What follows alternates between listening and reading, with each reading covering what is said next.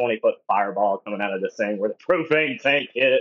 Yeah. There's 2 years of your life. Like, see ya. How did you get into building tiny homes? Like, I know that you have a background in a history as a builder, like that is what you do. But how do you pull that and, start building tiny homes for people? And like, what kind of drew you into that? So, like most things, it was out of necessity. So it started with a bus conversion. I don't know if you've seen those at school. Dad has always wanted to go to Sturgis and whatnot, and he bought a school bus. And then when you're the only person that owns land, I live on 26 acres. I live on a mini farm. Okay. You tend to inherit everybody's stuff. So next thing I know, there's a school bus parked on my property, and it was just converted. And then, my background is in construction. So did a ton of remodels, did things like that. And then all of a sudden the she shed movement, whatever you want to call that, where you turn, that's what the she sheds. You're like, I have got to get away, or you make a man cave or something. It's like, hey, what can we do with this space? And so, it doesn't always have to be something like that. We've done, like containers, literally containers off a container ship. We'll modify those. Hey, let's put a split unit in there and let's turn it into something. Or like I said, a she shed, somebody will go to some box store, Lowe's, Home Depot's around here. I don't know what you have up north. Is it Menards or whatever it is? But, they'll buy something. What can we do with this? And we're like, how much money do you have? And what do you want to do? So, it just kind of snowballed from there.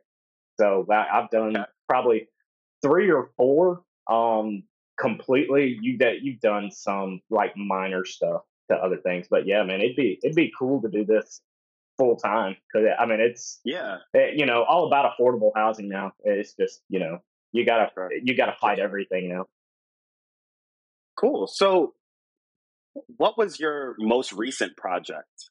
In terms of like tiny, like whatever the structure would be. So I've been fortunate. I've kind of built myself into a niche to where I'm like a referral base, so to speak. So I've got where I live in Tennessee, and walking horses are huge here. What they do, but I've got a bunch of horse arena clients, and they are next level, so you speak. It's like they have money. No is not an option.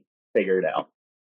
They're really cool, love them to death. But we did a container off the side of his horse arena, and that is where she goes. It's kind of like a bona fide tack room / office, and I wish I had pictures and stuff. I kind of came unprepared for this, but maybe in the future, they're like, hey, what do you have? And we'll just figure it out and throw it up. But that one was neat. Obviously, we did, my dad had a schoolie, so we did that, over the course of 2 years.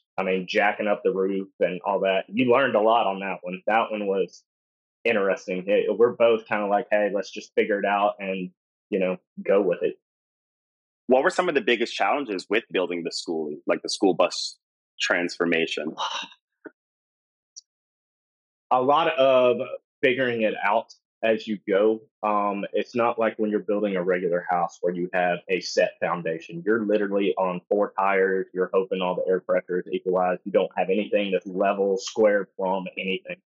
And then, Dad and myself are both just like one man show. So if neither of us are there, we got to figure out how do you jack up a roof with 2 people?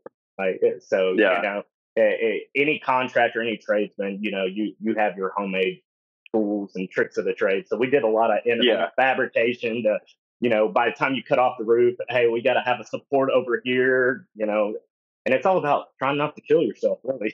So there's a lot of that. Like, how can we do this without dying?